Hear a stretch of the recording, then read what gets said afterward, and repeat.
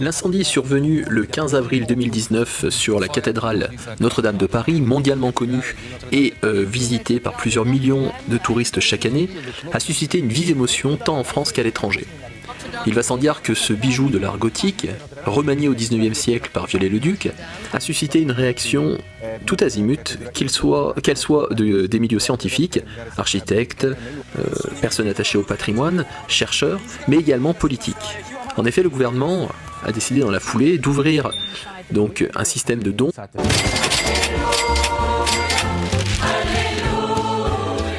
Donc un système de dons pour permettre de financer les lourds travaux de reconstruction tant de l'extérieur, de la voûte et également du toit, mais également peut-être de la flèche, et de l'intérieur en partie touché par cet incendie.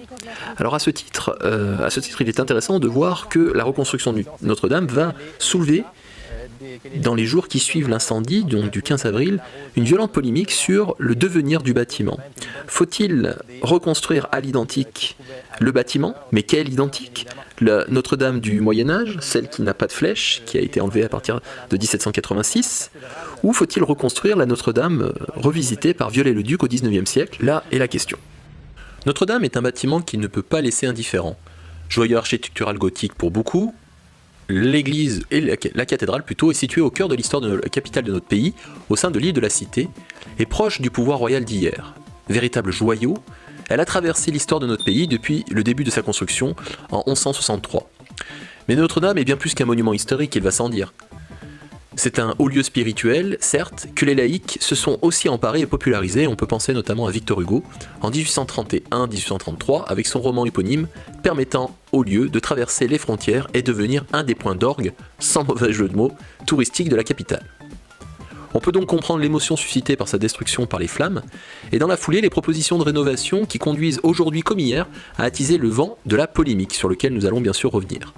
Si l'on écarte la veine polémique de certains dons de grosses fortunes en France, alors un don relève sans doute de plusieurs choix, certes un choix de communication, notamment pour certains groupes de luxe, mais aussi sûrement des convictions personnelles. On va plutôt se pencher sur les choix gouvernementaux, notamment dans le cadre de la reconstruction de l'Église, et voir notamment les questions que cela soulève d'un point de vue patrimonial. Dans un article de The Conversation, en français, Bruno Philippe, professeur à l'université de Clermont-Ferrand et grand spécialiste de l'étude des charpentes médiévales entre autres, rappelle qu'une construction doit respecter le temps long. Je cite, « Le temps long est gage d'assurance, tandis que l'intervention trop immédiate signifie la précipitation et les choix techniques inappropriés. Il s'agit donc bien, à Paris, de résister à l'émotion qui submerge et exige la restauration aux effets immédiats, visibles à court terme. » Cette future reconstruction sera-t-elle respectueuse de ce fameux temps long? D'autres architectes, au contraire, pensent que 5 ans sera un objectif largement tenable si l'on utilise des méthodes modernes pour restaurer Notre-Dame. De la sorte, Jean-Michel Wilmotte, interrogé sur France Inter, pense que la rénovation se doit d'utiliser de nouvelles structures, comme le métal, voire le titane, qui faciliteraient la reconstruction et sécuriseraient l'ensemble, en soulageant les piliers et les arcs-boutants du poids d'une charpente en bois beaucoup plus lourde. Effectivement, 5 ans c'est tout à fait tenable dans la mesure où on fait un bon choix technologique.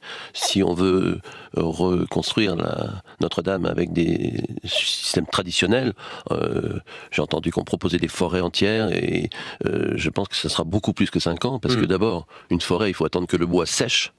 Donc d'accord, c'est génial d'avoir une forêt, mais il faut couper le bois, le faire sécher, et après la mise en œuvre avec les systèmes tenons mortaise et fiches est un travail colossal, si vous voulez. Donc 5 ans, c'est possible à certaines conditions techniques? Oui, absolument. Vraiment, c'est très étonnant. Écoutez, vous êtes le premier à le dire on aussi simplement. Des stades de 40-50 000 places en 2 ans et demi.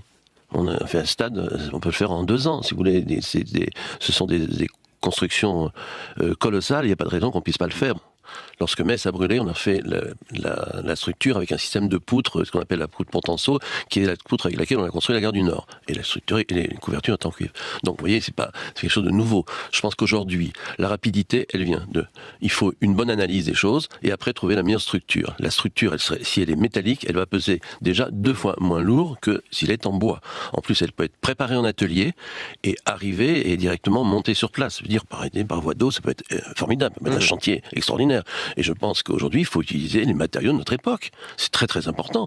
Aujourd'hui, si en plus vous mettez une couverture en titane, vous allez avoir une légèreté et vous n'êtes pas obligé d'avoir des masses de structures pour refaire cette charpente. Ainsi, vous vous rendez compte que ces deux visions soulèvent la question du patrimoine et de sa transmission. Il est temps de revenir sur l'étymologie de ce terme. Emprunt au latin classique patrimonium, héritage du père, et du latin classique pater qui veut dire père. Le patrimoine est ce qui est donc transmis par nos ancêtres. Ainsi, l'architecture nous transmet une histoire, un message, des techniques et aussi des visions. Mais ici, triple défi. On parle d'un bâtiment cultuel, toujours en activité, d'une histoire longue, plus de 8 siècles pour Notre-Dame, et ayant été un témoin d'un savoir passé. Toutefois, que faire en cas de rénovation ? Les techniques du Moyen-Âge demandent un savoir qui demande du temps et semble donc écarté au profit de méthodes beaucoup plus rapides. On touche du doigt ici un débat qui a et continue de secouer les personnes chargées d'un patrimoine ancien de nature. On peut penser qu'au XIXe siècle, après les vents révolutionnaires, même si la révolution n'a pas été que destruction, il y a eu aussi une réflexion sur la transmission d'une histoire passée. Mais c'est surtout au XIXe siècle qu'on a une institutionnalisation d'une politique patrimoniale en France, avec notamment la création du service des monuments historiques en 1834, afin d'éviter, pour citer Chateaubriand et Volney, qui visitaient les ruines de Palmyre, de, je cite, « pleurer sur les cendres des peuples et la mémoire de leur grandeur ». Donc texte de 1791. Toutefois, le bâtiment, véritable trait d'union entre le présent et le passé, soulève l'épineuse question de sa place en cas des affres de l'histoire, destruction, guerre, transformation en ruine puis progressivement en vestige. Afin que ce monument vive, il convient de se pencher dessus pour essayer de le faire revivre. Et c'est le choix qu'a pris Viollet-le-Duc quand il s'est intéressé à Notre-Dame de Paris, délaissée depuis la fin du Moyen-Âge, avec progressivement les affres de l'histoire au XVIIIe siècle, notamment la Révolution française, et sous son action, le bâtiment retrouve son importance. Viollet-le-Duc décore sa façade, rajoute une flèche anachronique, restaure cette galerie des rois, modifie les portails, tout en utilisant des techniques issues du passé. Viollet-le-Duc est un des grands connaisseurs du système de charpente issu du Moyen-Âge. Il refuse l'utilisation de matériaux modernes et préfère rester fidèle à la technique des bâtisseurs originels. Toutefois, plusieurs anachronismes sont à noter dans son bâtiment, image fantasmée d'un passé que Viollet-le-Duc justifie par le fait de l'usage du bâtiment.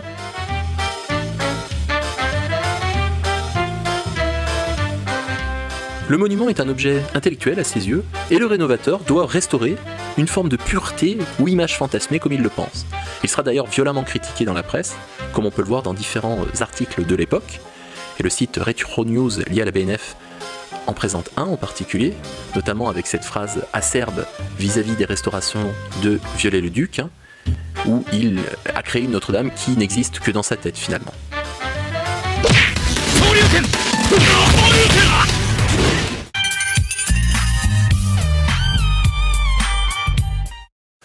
Pourtant, le recours à des matériaux modernes, à de nouvelles techniques, beaucoup moins coûteuses, plus rapides dans la rénovation de notre bâtiment, vont se populariser. On peut penser également au XIXe siècle à un autre monument religieux incendié par mégarde, la cathédrale de Chartres, incendiée par accident en 1836 suite à deux ouvriers négligents, deux ouvriers plombiers négligents, qui, en utilisant leur outil, ont malheureusement créé un incendie, détruisant toute la forêt, c'est-à-dire la charpente en bois de la cathédrale. Cette dernière sera remplacée par une charpente métallique en fer et en fonte, et une toiture en cuivre également, entre 1836 et 1841. Donc on voit que le recours à d'autres matériaux que ceux d'origine n'est pas forcément une nouveauté.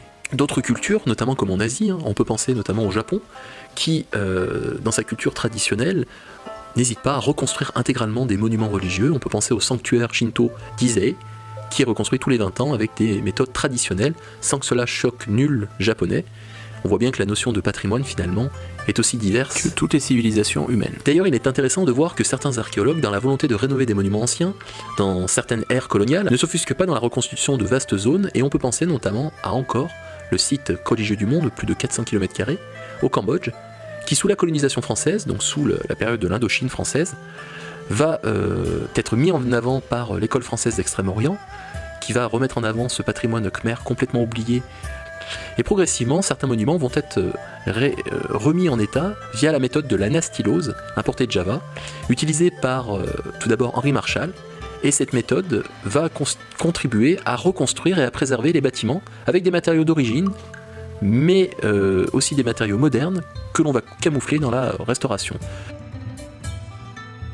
On peut penser notamment à un de ses fervents défenseurs, Maurice Glaise, également membre de l'EFEO, conservateur d'Ancor de 1936 à 1946, qui a publié en 1944 un ouvrage sur les monuments du groupe d'Ancor, qui est encore vendu de nos jours pour permettre une visite du site archéologique, et qui a permis de restaurer un certain nombre de temples cambodgiens. Bien entendu, outils de leur époque, souvent les jeux vidéo nous parlent davantage de la vision de ceux qui créent le jeu qu'une source d'histoire, qu'ils ne sont bien évidemment pas. Une vision d'auteur est toujours derrière et donc demande l'usage d'outils critiques que nos élèves maîtrisent mal pour en saisir tout le sens. Mais si l'on s'écarte de l'aspect purement pédagogique, on peut se pencher sur leur aspect patrimonial, autour de quelques pistes qui ne demandent qu'à être creusées. Qui dit étude du passé, on peut découper une forme d'état des lieux en deux états, et on va voir comment on peut utiliser des jeux dans le cadre d'une lecture patrimoniale. Tout d'abord, on va se focaliser sur un jeu qui démontre des monuments. Le monument est un lieu encore actif, mais dont l'on peut percevoir toujours son utilité. Notamment Assassin's Creed Unity, pour prendre ce jeu-là, nous parle d'un Paris du XVIIIe siècle, avec ses exagérations commerciales, parler à un large public le plus large possible, et anglo-saxon particulièrement, d'où le recours aux symboles révolutionnaires, sans faire attention aux anachronismes que cela soulève l'utilisation de ces symboles-là dès 1789. Toutefois, le soin apporté à certains monuments, voire exagération, on peut penser à la flèche de Notre-Dame, qui n'existe plus depuis 1786 et pourtant présente dans le jeu, sont bien plus qu'un visuel, car ici, grâce aux jeux vidéo, on a un moyen d'affûter son esprit critique en comparant la séquence virtuelle d'un visionnage du même monument, en l'occurrence un reportage sur Notre-Dame de Paris, que cela soit sous forme de photos, de films et pourquoi pas lors d'une sortie scolaire pour les plus chanceux.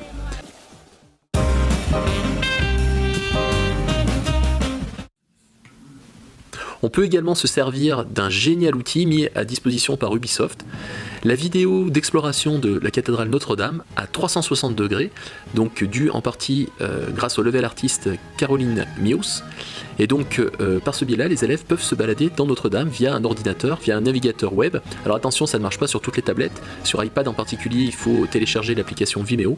Mais sinon, on peut l'utiliser avec la possibilité de visiter Notre-Dame sans aucune interaction avec aucun PNJ. Cela fait plus documentaire, il est vrai, que jeux vidéo où les élèves peuvent avoir la manette en main.